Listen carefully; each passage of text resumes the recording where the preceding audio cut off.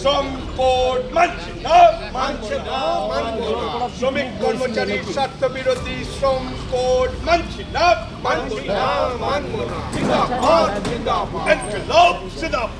ইনকিলাব জিন্দাবাদ, শ্রম কোডের বিরুদ্ধে সমস্ত মানুষ এক হও, এক হও, এক হও।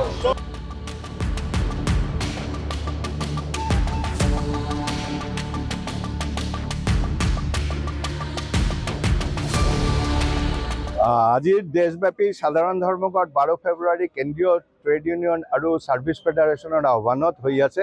আমাৰ ধুবুৰীতো তাৰে লগত সংগতি ৰাখি আমি সফলভাৱে অনুপালন কৰি আছোঁ আৰু আমি বিশ্বাস কৰোঁ যে দেশব্যাপী আজিৰ এই সাধাৰণ ধৰ্মঘট ধুবুৰীতো সফল হ'ব।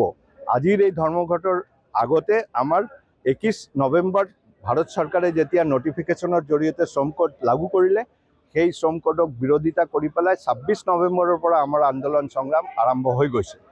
আমি 26 নৱেম্বৰ দিনা গোটেই দেশৰ লগত সংগতি ৰাখি আমাৰ ধুবুৰীতো তামাম শ্ৰমজীৱী মানুহ আপোনাৰ এছিষ্টেণ্ট লেবাৰ কমিশ্যনাৰৰ বাকৰিত আমি ধৰ্ণা প্ৰদৰ্শন কৰি 3 ঘণ্টা অফিচৰ বিৰোধ কৰিছোঁ। তাৰপিছত 23 ডিচেম্বৰ আকৌ আমি ধৰ্মঘট কৰিছোঁ। 14 ডিচেম্বৰ আপোনাৰ গুৱাহাটীত আপোনাৰ সমাৱেশ কৰিছোঁ, হয় না।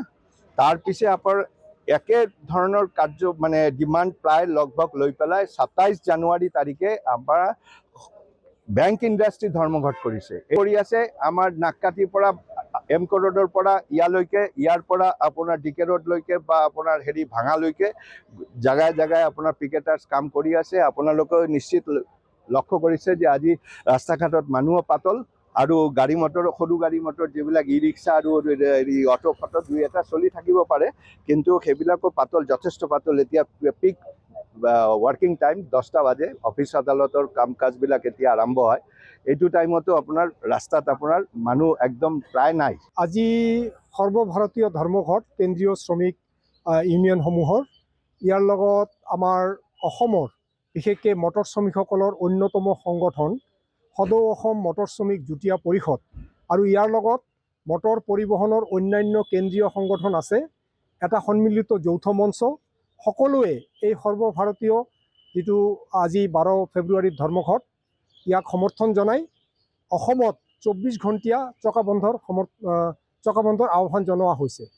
আৰু আমাৰ এই মটৰ শ্ৰমিকসকলৰ ইতিমধ্যে অসম চৰকাৰে মটৰ শ্ৰমিক কল্যাণমূলক আঁচনি এটা যুগুত কৰিছে।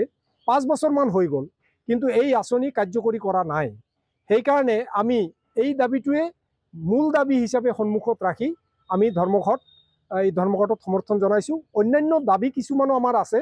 অসম চৰকাৰে এই দাবীসমূহৰ যদি ইতিবাচক এটা সঁহাৰি নিদিয়ে, আগত দিনত মটৰ শ্ৰমিকসকলে ধাৰাবাহিক আন্দোলনৰ কাৰ্যসূচী ল'ব বুলি ইতিমধ্যে সিদ্ধান্ত গৃহীত হৈছে।